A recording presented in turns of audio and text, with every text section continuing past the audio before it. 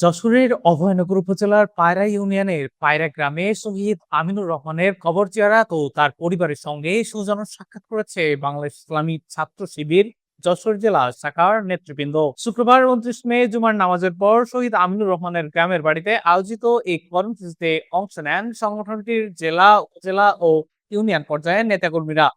এ সময় নেতৃবৃন্দ তার কবর জিয়ারত করেন, আত্মার মাগফিরাত কামনায় বিশেষ দোয়া করেন এবং পরিবারের সদস্যদের খোঁজ খবর নেন। কর্মসূচিতে অংশগ্রহণ করেন যশোর জেলা পূর্ব শাখার সভাপতি এম দিনারুল ইসলাম, অফিস সম্পাদক আমানুল্লাহ সাদিক, সাহিত্য সম্পাদক সাজিদ হাসান, প্রকাশনা সম্পাদক নাজিব ইসলাম সাদ সহ অন্যান্য নেতৃবৃন্দ। উল্লেখ্য, শহীদ আমিনুর রহমান ছিলেন একজন মেধাবী ও প্রতিশ্রুতিশীল ছাত্রনেতা। 1996 সালের 26 সেপ্টেম্বর ইসলামী বিশ্ববিদ্যালয় ক্যাম্পাসে সংঘটিত হামলায় তিনি শাহাদাত বরণ করেন। তার স্মৃতির প্রতি শ্রদ্ধা জানাতে এবং পরিবারের পাশে থাকার বার্তা পৌঁছে দিতে এই কর্মসূচির আয়োজন করা হয়। এই সময় নেতৃবৃন্দ শহীদ আমিনুর রহমানের আদর্শ অনুসরণের আহ্বান জানান এবং তার আত্মত্যাগকে নতুন প্রজন্মের জন্য প্রেরণার উৎস হিসেবে উল্লেখ করেন।